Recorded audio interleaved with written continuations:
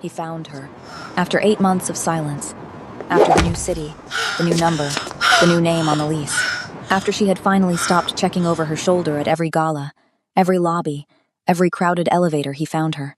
David stepped out of the shadows of the penthouse balcony the way he always did. Not loud, not rushed, just suddenly there, between her and the door, filling the space with that particular brand of calm that had always been worse than shouting. Lily. That was all he said. Her name, in that voice.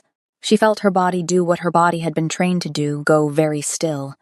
Stop breathing. Make herself small against the marble balustrade as the city lights blurred 40 floors below her. Her emerald gown caught the wind coming off the skyline. She did not move. David's jaw worked slowly. He looked her up and down the way a man inspects something he believes belongs to him. "You look good," he said. "New dress, new crowd." He tilted his head. Same scared eyes. He stepped closer. His frame was massive in the black t-shirt stretched across his shoulders. The frame she had once felt press her into walls, into silence, into a version of herself she had spent 8 months trying to bury. She pressed her back against the stone railing. The city yawned open behind her. His arm came up. A hand closed around his wrist, not from in front. From behind, appearing from nowhere, or from everywhere at once. One hand, not two. The grip was not a shove, not a struggle. It was a lock. Absolute and immediate, the way a door closes on a room and the sound dies. David's fist stopped in midair. Yaji stepped around him in one motion, unhurried, placing himself between David and Lily without releasing the grip. He turned. The man standing behind him was not what anyone would have expected. He was not built like a bodyguard. He was not the tallest man on the balcony. He wore a dark navy button-down shirt with the sleeves pushed to the elbows, and where the fabric ended, tattoos began intricate. Blackwork ink that ran from his knuckles all the way up his forearms in patterns that did not look decorative. They looked like a record, like something written in a language made of violence and survival. His dark hair was immaculate. His posture did not shift when David's full weight tested the grip. He held David's wrist with one hand and looked at him with eyes so flat and so still and so completely without heat that David's mouth opened and produced no sound at all. "Touch her," the man said, and his voice was quiet, the way a blade is quiet and you lose that hand. He released the wrist. David stepped back. His body made that decision. His pride arrived late and found nothing left to defend. The man did not watch him. He turned. He looked at Lily, at the way she was pressed against the railing, at the emerald gown rippling in the night air, at her hands gripping the stone balustrade behind her, at the exact expression on her face. Not relief yet. Not yet. Something frozen between the past and whatever this was. Her eyes were wide and wet and burning, and her chin was up, and she had not made a single sound through any of it.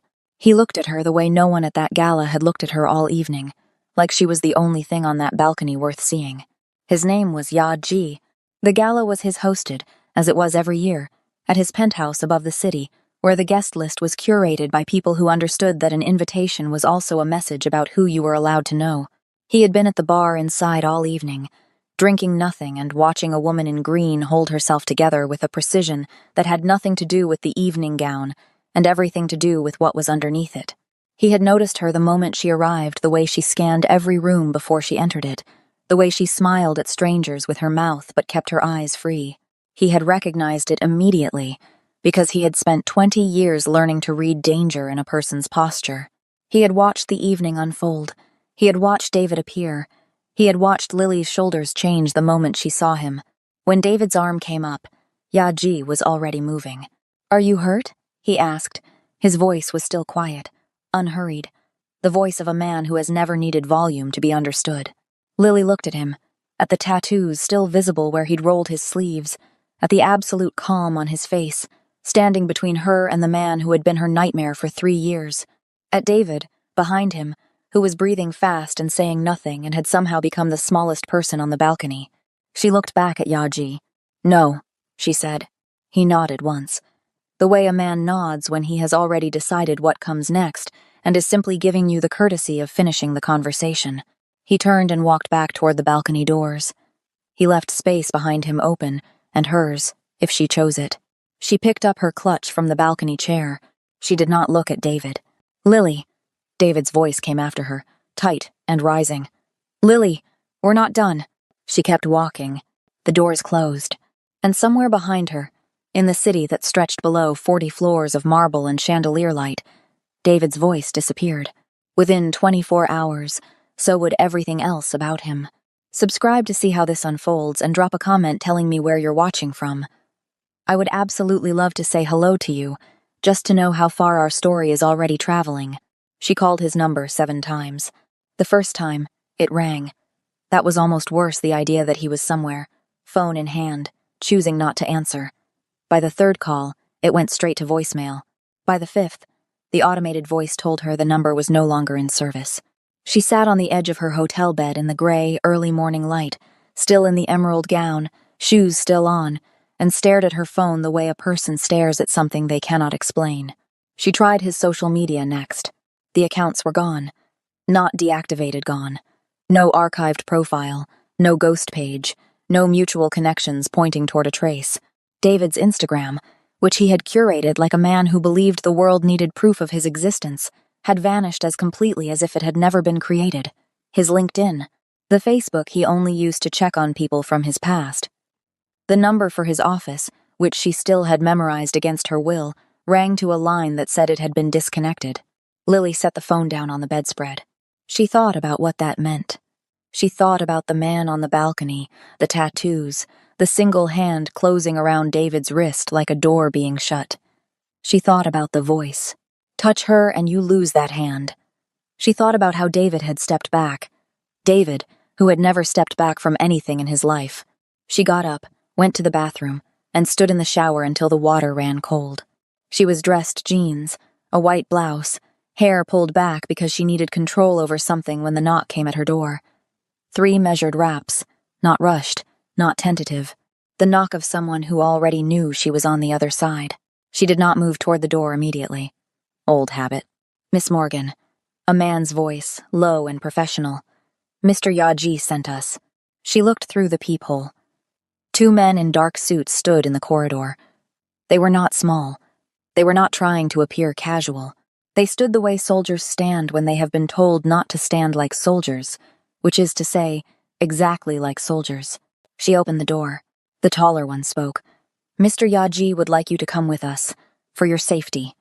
He said it the way people say things they have been told to say precisely, word for word, without elaboration. "And if I say no?" Lily asked. The man considered this with the expression of someone who had not been given instructions for that particular variable. He said, "You might say that," the man offered after a moment. "He said to tell you that the people who found David last night did not find him on their own." Lily looked at him. She picked up her bag from the chair. The car was black, and without any identifying marks, the kind of vehicle that exists to be invisible in cities that notice everything. They drove for 40 minutes, leaving the downtown grid and climbing into the elevated private roads that wound behind the hills, where the houses sat back from the street behind gates, and landscaping so immaculate it looked like the vegetation itself had signed a non-disclosure agreement. The estate materialized behind a black iron gate that opened without the car slowing. Lily did not say anything as they pulled up the stone driveway. She looked. She was good at looking without appearing to. The grounds were enormous, and deliberately, elegantly overwhelming manicured lawns under old trees, a fountain at the center of the approach, with no decorative excess, just clean, moving water. 4 men stood at visible intervals along the outer perimeter. She counted at least 2 more she caught only in her peripheral vision, not at posts but moving, patrolling. The house itself was not what she had expected. She had braced for something aggressive, baroque and gilded, the architecture of men who want you to know they have money. Instead, it was clean, angular, all dark stone and glass, built into the hillside as if it had grown there. Expensive the way silence is expensive, the kind of wealth that doesn't announce itself because it has never needed to. She was shown inside by a woman, which surprised her, a small, composed Korean woman in her 50s who introduced herself as Mrs. Shin, offered tea without waiting for an answer, and led Lily through a corridor lined with narrow windows that framed the city below like paintings. Her room was on the 2nd floor. It had its own bathroom, a wardrobe that someone had already stocked with her approximate size, which unsettled her more than the guards had, and a window that looked out over the back gardens, where the hills ran dark and uninterrupted behind the find. Property. There was no lock on the outside of her door. She checked. She spent the first 2 hours in that room, thinking. She found Yaji on the 3rd floor. She had not been told not to explore. She suspected that was intentional. The house felt like a test being administered through architecture. Here is freedom. Here are its invisible edges. Let's see how you move within them. She moved up the stairs with her hand trailing the iron railing and emerged into a long, open room that served as both a study and something harder to name. Bookshelves on 2 walls, a desk near the windows with a view that swallowed the entire city, and Yaji, standing with his back to her at the window, a phone to his ear, speaking Korean in a quiet and final-sounding voice. He turned when he heard her. He did not look surprised. He ended the call without closing the conversation with the person on the other end, simply lowered the phone and set it on the desk, as if the interruption required no acknowledgement. He was dressed differently than the night before dark trousers. A black shirt with the sleeves already rolled up, revealing the tattoos she had spent the car ride trying not to think about. In the daylight, they were more complex than she had registered on the balcony. They moved across his forearms in dense, interlocking patterns that faded darker toward his knuckles. In the morning light filtering through the glass, they looked ancient. "You slept," he said. "A little," she said, which was not the conversation she had come upstairs to have. She looked at him directly. "Where is David?" He looked back at her. His face was exactly as it had been on the balcony, composed, flat, entirely unhurried. "Somewhere he cannot reach you," he said. "That's not an answer. It's the answer I'm giving you." She felt the frustration move through her chest and kept it out of her face. She was good at that, too. "Is he alive?" A pause. Not hesitation. He didn't strike her as someone who hesitated. Something more deliberate. He was deciding how much to hand her. "Yes," he said. She absorbed this. "Did you—" She stopped. She didn't know how to finish the question. "Did you hurt him? Did you do what I spent 3 years wanting someone to do? Did you do what I am ashamed I still want?" "I handled it," Yaji said, and his voice did not offer anything beyond those 3 words. She crossed her arms. "I didn't ask to be brought here." "No," he agreed. "But you came." She hadn't had a response to that on the drive up, and she didn't have one now. She looked out his window at the city sprawling below the same city David had apparently ceased to exist in, overnight, at this man's instruction, and felt the particular vertigo of standing on ground that had shifted without warning. "How long?" she asked. "Until it's safe." "And who decides when that is?" He met her eyes. "I do," he said. Not unkindly. Not like a man who enjoyed saying it. Just like a man stating a fact about the way the world worked from where he was standing. She turned and went back down the stairs. She didn't argue. She wasn't sure that was wisdom. She wasn't sure it wasn't surrender. She filed the question away to answer later, the way she had filed away so many things during the years with David, except that this felt different in a way she couldn't isolate. David had taken. This man had given her a room with no lock on the outside. She ate the dinner Mrs. Shin brought. She slept a full night for the first time in 8 months, and did not examine why too closely. She had been there 4 days when she asked about the tattoos. It happened in the kitchen. She had begun to move around the house more freely, not because the anxiety had lifted entirely, but because standing still had started to feel like something David would have approved of, and so she moved. She found the kitchen at 6 in the morning, which was apparently when Yaji also found the kitchen. He was making coffee in the precise, methodical way she was beginning to understand was his register for everything. Not performative, just exact. He did not seem startled to find her in the doorway, though she had been quiet. "You don't sleep much," she said. "I sleep when there's nothing to watch," he said. She got a glass of water and stood at the counter, and for a while they didn't speak. The house was genuinely quiet at that hour, no guards audible, no movement from Mrs. Shin's wing, just the low sound of the coffee maker, and the dark city lights still blinking distantly behind the kitchen windows. She was watching his hands while he poured. She didn't realize she was doing it until he set the coffee pot down and she had already asked, "What do they mean?" He turned, looked at his own hands with a kind of neutrality, as though they belonged to someone he had known a long time and had finished having opinions about. "Some of them are rank," he said. "Status. In the organization." He turned his right forearm slightly toward the light. A thick band of interlocking geometric forms ran just below the elbow. This was the first. I was 19. She looked at it. What does rank look like when you're at the top? You run out of arm, he said. She wasn't expecting it to be almost funny. She didn't quite smile, but something shifted in her face, and she saw him notice it. She pulled her own sleeves down, a reflex, before she remembered she was wearing a short-sleeved shirt. There was nothing on her arms. The things David had left on her were not visible the way tattoos were visible. They were deeper and more poorly distributed, woven into the way she held her breath when a door opened too fast, the way she tracked exits. She hadn't thought Yaji had noticed. "You flinch," he said. His voice was the same temperature it always was. No pity in it, which was the only reason she didn't turn away. "I know," she said. "When a hand moves too quickly. When someone comes up from behind." She said nothing. "You've been here 4 days," he said, "and I have not once approached you from behind, or moved quickly in your vicinity." He said it like a man noting something he had done as a matter of course, not seeking recognition. "I wanted you to know it was deliberate." She looked at him. In 3 years with David, and in the 8 months since, no one had ever said anything like that to her. Most people who knew what David had done offered her the particular kind of concern that was mostly about making themselves feel useful. They leaned toward her. They explained things. They moved at full speed through her peripheral vision, and then apologized after she flinched and looked at her with that expression, that gentle, mortifying expression that made her feel like evidence of something. Yaji had simply rearranged how he moved through his own house and told her about it afterward. She turned back to his forearms. "Show me the rest," she said. "If you want." He held out both arms in the light. She looked without touching. He did not explain each one unbidden, he answered when she pointed, and otherwise was quiet. And she understood that this was how he did most things. He did not fill silence. Silence, in his hands, had a different texture than it had with most people. She did not tell him about David, not the details.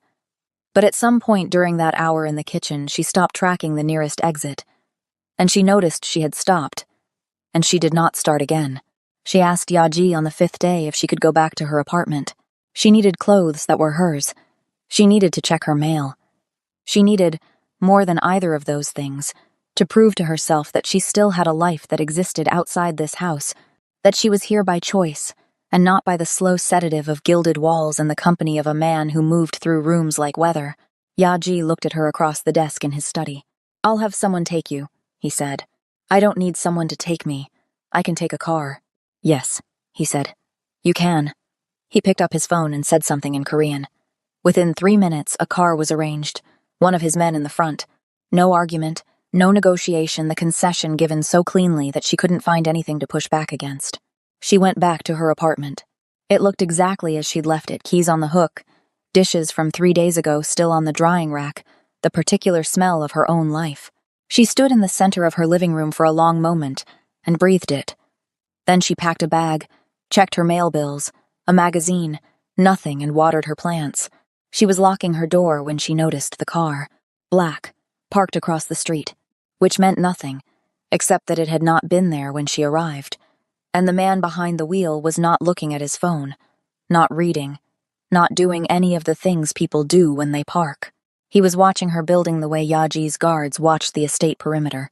She got into the car without acknowledging what she'd seen. On the drive back, she told Yaji's man. There was a car parked on Alden Street, dark. The driver was watching the building. The man's eyes moved to the rearview mirror. He said nothing, but he picked up his phone. By the time they reached the estate, she could feel it, some shift in the atmosphere, the particular quality of attention that moved through the house when something had been confirmed. 2 guards who had been at the outer gate were now inside the foyer. Mrs. Shin disappeared from the common areas. Yaji came to find her. "You saw it," he said. "Is it connected to you? Or to David? Both possibilities are being evaluated." He paused. "I'm moving you to my private quarters." She looked at him. "For your safety," he said. "My rooms are at the center of the building. No external windows, no lines of sight from the perimeter." She held his gaze. She thought about the car. She thought about the man who had been able to erase David from every database, every network, every register of existence overnight. She thought about the fact that this man, dangerous, tattooed, Running an organization whose precise nature she was still assembling from fragments had not once, in 5 days, done anything to her that she hadn't chosen. "Show me the room," she said. His private quarters were not what she'd imagined. She wasn't sure what she'd imagined, something more exposed, perhaps, more self-conscious. Instead, they were spare and deeply quiet. A large bed, dark linen, shelves of books and documents, a second desk. No decorative excess. The room of a man who spent a great deal of time in it and had arranged it accordingly, with no audience in mind. There was a smaller adjoining room with its own bed, and he showed her to that without any suggestion of the arrangement being anything other than what he said it was. "You'll be secure here," he said. "Thank you," she said, because she meant it, and because it cost her something to mean it, and she was trying to be honest about the things that cost her something. He left her to settle. She sat on the edge of the bed in the adjoining room and listened to the house breathe. She did not feel like a prisoner. She was not entirely sure what she felt like. Something new. Something without a good name for it yet. She heard them on the 6th night. She had not been trying to listen. She had come down to the kitchen for water, barefoot, and the voices from the room behind the east corridor carried more clearly than they probably should have. She pressed her back against the wall in the dark hallway and did not move. There were 3 of them, speaking Korean. She didn't speak Korean, but one voice she recognized lower, clipped. She had seen the man 3 days ago at the entrance to the east corridor, a lieutenant named Cho, who had looked at her the way a man looks at something he has already decided is a mistake. She had heard that same voice in the study once before, carrying through a closed door while Ya-ji conducted what sounded like a disciplinary conversation with someone who had made an error. Then she heard a word she recognized. Her name, in a Korean mouth. She heard it twice. Then the low voice Ya-ji responded, and whatever he said produced a silence that stretched across the room behind the closed door. When the conversation resumed, it was quieter, more careful. She went back upstairs without the water. She sat in the dark room and thought about the things she knew and didn't know. She knew Ya-ji had ordered the car for her at her request with no resistance. She knew he had told her David was alive. She knew he had rearranged his own movement through his house, so she wouldn't flinch. She also knew that whatever he was, and she wasn't foolish enough to soften it, the word the people around him were using when they spoke about her was not warmth. It was not wonder. Based on the quality of the silence that had followed his response, it was a problem. His distraction. That was how they saw her. She didn't need the language to hear that. In the morning, she came downstairs earlier than usual. Ya-ji was already at his desk, and she stood in the doorway of the study until he looked up. "Your people don't want me here," she said. He put down the pen. "They don't get a vote," he said. "That's not the point." She came into the room. "What is this? Honestly, because I've been trying to be fair to you, and I think you've been fair to me. In your way, but I overheard enough last night to know your lieutenants are not pleased about whatever you think this is. And I don't know what you think this is." He leaned back. He looked at her with that flat, unhurried gaze and was quiet for long enough that another person might have spoken to fill it. Lily did not. "You are under my protection," he said finally, "because you decided that." "Yes, without asking me. You were in danger. I made a decision. You are here, and you are safe. These things are sequential." She turned and looked out the window at the city again. "And David is not in a position to make decisions anymore." She absorbed this. The thing she had decided she didn't want to know sat in the center of her chest, familiar and troubling, and shot through with a shame she had been managing since the morning she'd found every trace of him gone. She had been relieved. She was still relieved. That was the problem, not the relief itself, but how clean it was, how total, how much she owed it to a man she did not entirely understand, who was feared by everyone in his own house, and who had, 6 days ago, stepped between her and a raised hand without being asked. "I'm not afraid of you," she said. She was telling herself as much as him. "I know," he said. "I'm not certain I trust you either." "That's reasonable," he said, "but I'm still here." He looked at her, and for just a fraction of a moment, less than a second, the length of a breath, something moved across his face that was not the flat, professional calm he wore like a second skin. Something she could not name, and was not sure she was meant to see. "Yes," he said. "You are."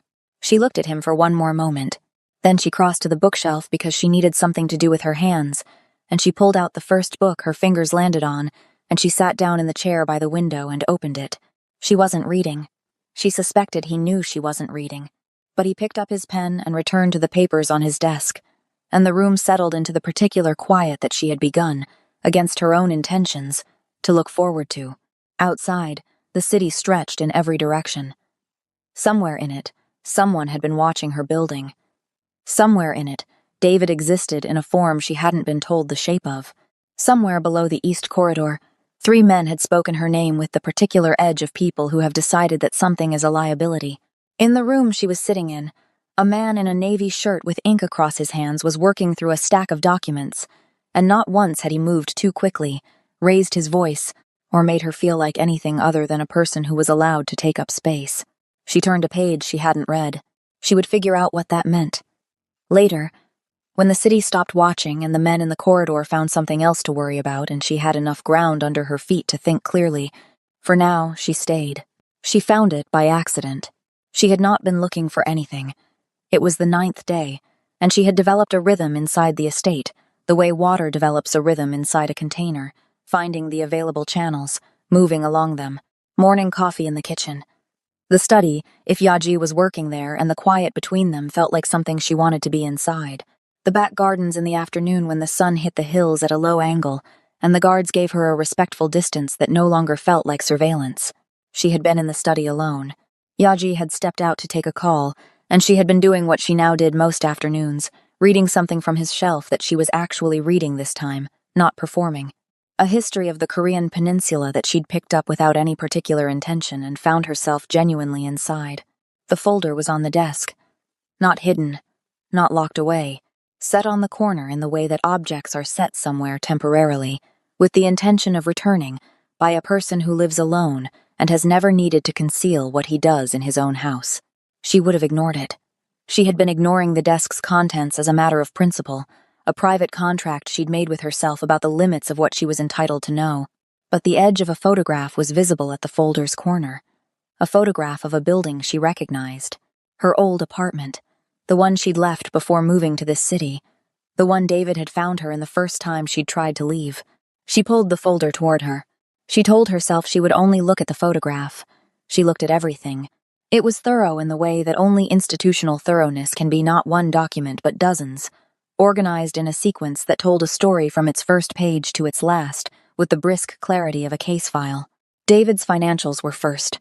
Not summaries, the actual accounts, opened and displayed like maps. She saw the balance on the morning after the gala. She saw it 12 hours later. The money had not been withdrawn. It had been redistributed with a precision that left no legal trace, routed through a structure of shell entities that terminated in a non-profit organization she had to read the name of 3 times before it registered. The Lily Morgan Foundation for Domestic Abuse Survivors. She sat with that for a long time. The foundation was real. She could see the registration documents, the charitable status filing, the initial endowment, David's money, David's bank accounts, drained and redirected, all of it now building something in her name that would outlast whatever was left of him. She turned the page. The next section was David himself. His identity, documented and then systematically unwound. His social security number flagged across credit systems. His professional licenses suspended through complaints filed with a precision that suggested intimate knowledge of every organization David had cultivated a relationship with. His passport. She stared at the page. His passport had been rendered invalid through a process she could not follow, but whose endpoint was clear. He could not travel internationally. He could not access his accounts. He could not prove, in any meaningful sense, who he was to any institution that required proof. And then the last page. A location. Coordinates and a facility name, in the kind of region that does not appear on tourist maps. A labor camp. Off-grid. Not a prison, the distinction was clear to her, even through the bureaucratic language of the document. Something private. Something that operated without oversight by anyone other than the people Yaji owned. David was alive. He was working. He had no phone, no network, no account, no name that anyone would recognize, no access to any system through which he might contact a lawyer, or a family member, or the woman he had spent 3 years making small and afraid. He had been stripped. Not killed. Stripped. His ego, his power, his money, his identity, all of it dismantled and distributed, or discarded or repurposed, with a methodical patience that had begun within hours of the balcony assembled overnight, with the particular efficiency of a man who, once he decides something, encounters no version of the world in which he does not finish it. She closed the folder and put it back exactly where she'd found it. She stood at the window with her arms crossed over her chest for a long time, and she made herself be honest about everything she felt, one thing at a time. Terror, yes, clean and immediate, because the capacity required to do what she'd just read was not the capacity of a man who lost control, or who acted from passion, or who could be reasoned back from an edge. It was the capacity of someone for whom the dismantling of a human life was a matter of execution, a problem identified, resourced, and closed. And then, underneath that, despite everything she knew about herself and what she valued and the world she had wanted to build relief, the kind of relief she had not allowed herself since the night David had first raised his hand, because she had learned that relief was premature, that he always came back, that safety was not a destination she was permitted to reach. That relief, now, was so complete and so long denied that it rose through her chest like water through dry ground, filling spaces she had forgotten were empty. She was afraid of Yaji. She was also, for the first time in 3 years, not afraid of anything else. She did not know what to do with both things being true at once. She stood there until she heard his steps on the stairs, and then she sat back down and opened the book on her lap and looked at a page she was not reading. He came back into the room. He went to his desk. He noticed, she was certain, that the folder was fractionally closer to the center than he'd left it. He did not say anything. He sat down, opened it, and continued working. She looked up. "The foundation," she said. He met her eyes. "You filed it in my name," she said. "Yes. Before you asked me." "You would have said no," he said. "You would have said it was too much. You would have been polite about it and meant it, and it would have been the wrong decision." He looked at her steadily. "I made the right decision." She should have been angrier about that. She measured how angry she was, and it was less than she wanted it to be, because he was also correct, and she was tired of lying to herself about the things she knew. "The place you sent him," she said. "He's working," Yaji said. "He eats. He sleeps." He paused. "He has no power. Over anything. That condition is permanent." She looked at her hands. "You built a whole system." "I built what was appropriate," he said. "What he deserves is different. I made a practical decision." The distinction was subtle and clear, and she sat inside it for a moment. What he deserves. She thought about what David deserved. She thought about all the women David would have found after her, if he had been left intact and free and funded. "Okay," she said. Yaji looked at her. "Okay," she said again, because she had made a decision about something, and it was not about David at all. She made the choice the way she made most of her real choices, not loudly, and not all at once. It had been forming for days in the accumulated silences, in the kitchen at 6 a.m, in the precise and deliberate way he managed the space between them, in the moment he told her he had rearranged how he moved through his own house, and had not waited for her gratitude. That night she stayed in the study after dinner. Mrs. Shin had long since gone to her rooms. The guards had cycled to their positions. The house was in its nighttime register, not silent exactly, but internal, like a breath held with intention. Yaji was at his desk. She was in the chair by the window. The reading lamp made a contained pool of yellow light over her book and his papers. She looked up. He was already looking at her. She held his gaze and did not look away. "I know what you are," she said. "Yes," he said. "I know what you've done. Not just to David in general. What you run, what that requires." She kept her voice level. "I'm not pretending any of that is something I can categorize as safe or simple." He was quiet. "I'm also not running," she said. "I want you to know I've decided that. Not because I don't have options, and not because I'm afraid of what happens if I leave. I've decided because I want to stay." He stood up from the desk. He walked toward her, and she watched him come and did not make herself smaller. He stopped in front of her chair and looked down at her, and she looked up at him, and his hand came up slowly. She tracked the motion, and he held it still just below her line of sight for a moment, giving her every fraction of a second she needed to know it was coming, before his fingers touched the side of her face. She did not flinch. The stillness between them opened up into something neither of them had names for yet, and she stood, because sitting felt like a posture she'd grown out of, and when she stood, she was close enough to feel the warmth coming off his shirt. "You understand what staying means," he said. Not a question, a contract offered. "I'm starting to," she said. He kissed her the way he did everything, without haste, without performance, like a man who has made a decision and has no remaining doubts about it. She kissed him back like a woman who had been clenching every muscle in her body against the world for 3 years and had finally, in this precise location, been given permission to let go. The city glittered below the window. The guards moved along the perimeter. The house breathed around them, and Lily Morgan, for the first time in longer than she could honestly remember, was not afraid. She did not see it coming. In hindsight, she would understand that was the point. The betrayal was engineered by someone who knew exactly how she moved through the estate, when she was alone, which cameras had the softest angles. It came from inside the information. There was no other way it could have been so precise. It was 11 days after the gala. 12 days after David had ceased to exist in any meaningful sense. She was in the back garden at the hour she always walked there, the guards at their usual intervals, the afternoon light on the hills, the familiar shape of a routine that had begun to feel like peace. She had her phone in her hand. She was looking at photographs of a city she'd once lived in and thinking, abstractly, that she might want to go back one day. Not to leave, just to visit. With Yaji, maybe. Thinking about what it would mean to think about the future. The gardener she'd seen twice before that week was working at the far hedge. She had paid him no particular attention. That was also the point. The second man came from the tree line. The third materialized from the side passage behind the garden wall, the one she'd never seen a guard posted at because it connected only to the maintenance yard and had always been locked. It was not locked today. She had time to open her mouth and not time to produce a sound before something covered her face, not violent, practiced, professional, and the garden tilted and the phone hit the stone path and she was gone from the estate as completely and as quickly as David had been gone from the world. The room they brought her to was not what fear imagined. She had expected a basement, something punitive.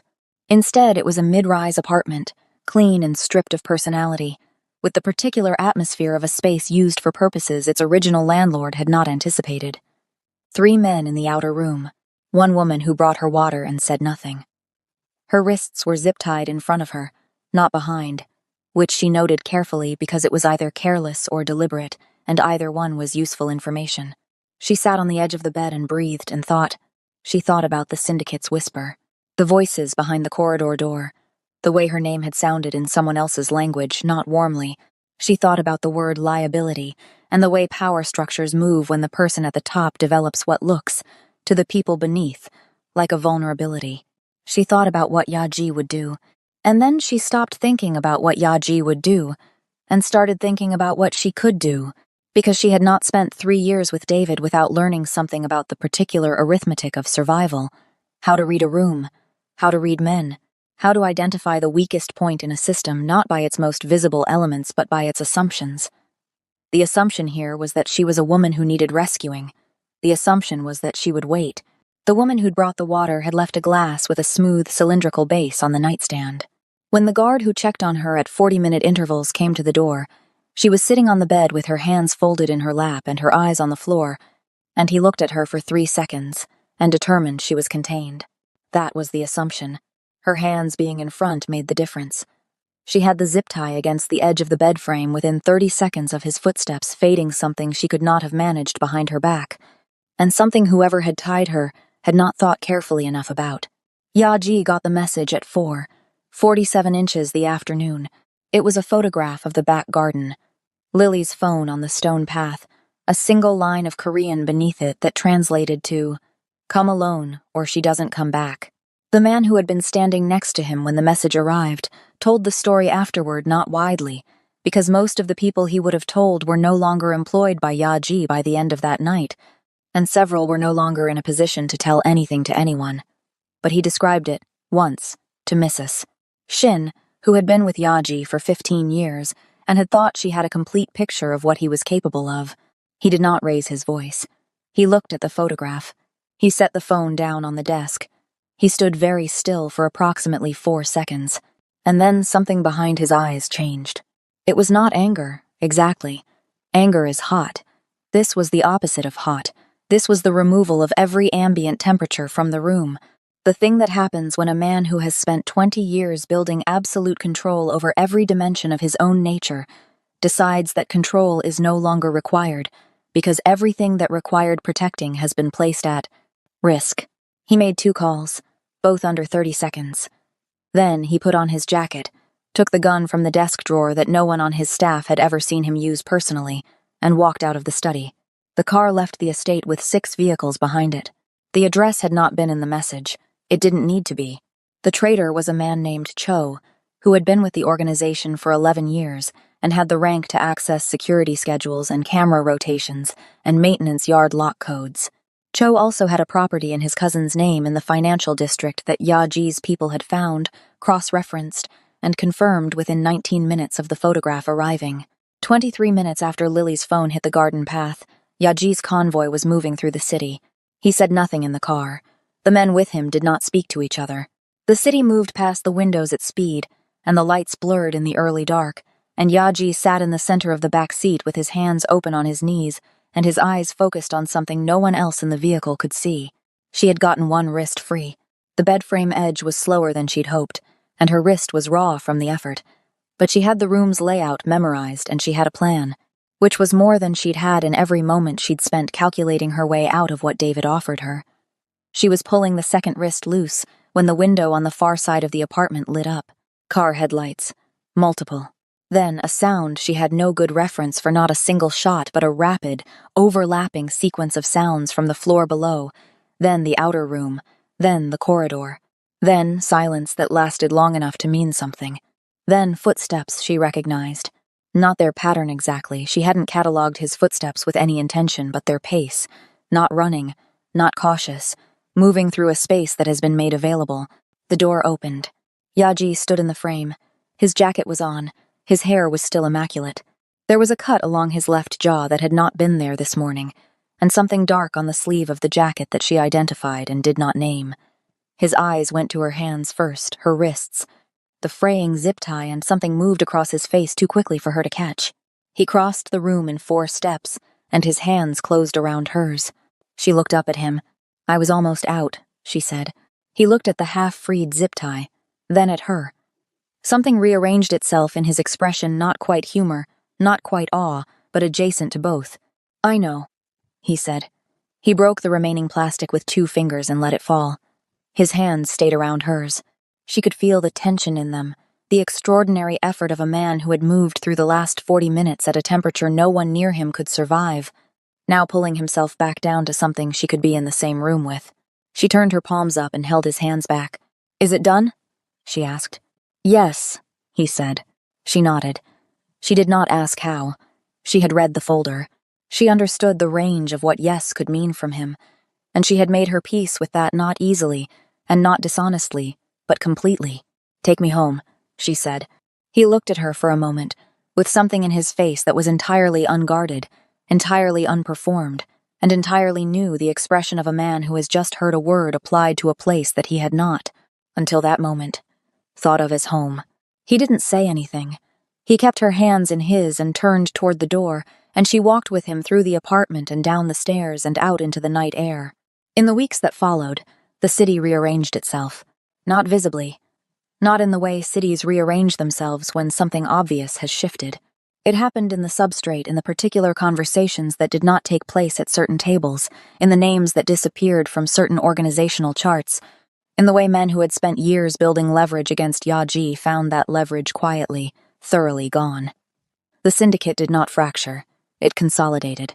The consolidation was absolute and took exactly 11 days, which was how long it took to ensure that every person who had voted with their silence for what Cho had done understood precisely what that vote had cost them. Cho himself was not discussed, not by anyone who valued the use of their voice. Lily watched it happen from inside the estate and from inside Yaji's life, which were increasingly the same thing. Mrs. Shin had stopped introducing herself as the housekeeper somewhere around the 2nd week. She simply moved through the same spaces Lily moved through, and occasionally left tea outside the study door without being asked, and that was its own kind of welcome. She went back to her apartment twice, once for the rest of her things, once to give notice on the lease. She did not experience either visit as loss. She experienced them as she was beginning to experience most things, with clarity and without the particular exhausted hypervigilance that had been her internal weather for 3 years. The exits were still the first thing she clocked in every room. She suspected that would not change. She had stopped needing it to. She was present the morning Yaji received word that the last of the syndicate's dissenting structure had been formally absorbed. He was at his desk. She was in the chair by the window. The call lasted 4 minutes. When he set the phone down, he looked at her, and she looked back. "It's done," he said, the same 2 words. His vocabulary for completions was sparse and consistent. "All of it? All of it." She uncrossed her legs and stood up and crossed the room and sat on the corner of his desk, which was something she'd started doing recently because it pleased her, and because the first time she'd done it, he had looked at her with that flash of unguarded something, and she had decided she liked having access to his prose. Unguarded expressions. "What happens now?" she asked. He leaned back. He looked at her the way he had looked at her from the beginning, like the only person in the room worth seeing, except now there was nothing underneath it that he was managing. No professional distance. No careful calibration of what she could be allowed to know. Just Yaji, looking at Lily, and the city below, and the morning light coming through glass. "Now you stay," he said. "I already told you I was staying." "I know," he said. "I like hearing it." She looked at him. That was possibly the most personal thing he had ever said to her without her excavating it first. She stored it carefully in the part of her that was building a new archive to replace the old one, the one that had been full of David's particular kind of evidence, the kind that proved she was small and temporary and easily frightened. This archive was different. It was filling slowly, with precise things, the way he had rearranged his own movement through his house, the folder with her name on the foundation, the 4 seconds of absolute stillness before he had walked out to get her back, his hands around hers in that stripped apartment room. She reached out and touched the back of his hand. The tattoos were warm under her fingers. "Tell me one more," she said. She did this, sometimes asked about the ink when she wanted to be close to him without having to explain that was what she wanted. It had become their language for something neither of them had named yet, and they were both, in their separate ways, in no rush. He turned his hand over. He pointed to a mark on the inside of his wrist, small, geometric, older than the rest. "This was not the organization," he said. "This was before. My mother's family had a symbol. I was 17. She looked at it. A small thing, barely larger than a coin, sitting underneath 20 years of everything that had come after. "It's the oldest one," she said. "Yes." She kept her finger on it for a moment. She thought about 17, and mothers, and the things people carry forward that are not about power or rank or the record of what they've survived. She thought about the Lily Morgan Foundation for Domestic Abuse Survivors, which had now been running for nearly 2 weeks and had already received its first intake of referrals. She thought about what it meant to have your name on something that helped people instead of on something that cataloged what had been done to you. She thought about the fact that she was sitting on the corner of a crime lord's desk in a house she had chosen, in a city she now moved through without checking every shadow, with her finger resting on the oldest thing he had ever let her see. She was not the woman who had been pressed against a marble balustrade, with the city blurring 40 floors below. She was not the woman who had spent 8 months changing her phone number and her address and the way she wore her hair, trying to become someone David couldn't find. She was not afraid, and she was not hiding, and she was not small. Yaji looked at her hand on his wrist. He looked up at her face. He said nothing, because nothing was required. Outside, the city moved through its morning, its deals and its traffic, and its 1,000 private dramas, its corruption and its grace, its ordinary people doing ordinary things in the streets below a house they would never have access to. And in that house, at the top of everything, Lily Morgan sat with her finger on the oldest mark and her back straight and her eyes open, and she was no longer running. She was exactly where she had chosen to be. Untouchable. Subscribe to see how this unfolds, and drop a comment telling me where you're watching from, because I would love to say hello to you and know just how far our story is traveling. Do you think Lily can truly survive loving a man whose empire has no safe edges? And what do you think Yaji is still hiding about the real reason he was watching her that night, before David ever raised his hand? Like this, if you are completely obsessed with this slow burn between a woman who refused to stay broken and the most dangerous man in the city, because this story is only getting darker, And the next chapter will change everything you think you know. See you there, if Lily and Yaji can hold their empire together before the shadows they buried come crawling back to the surface.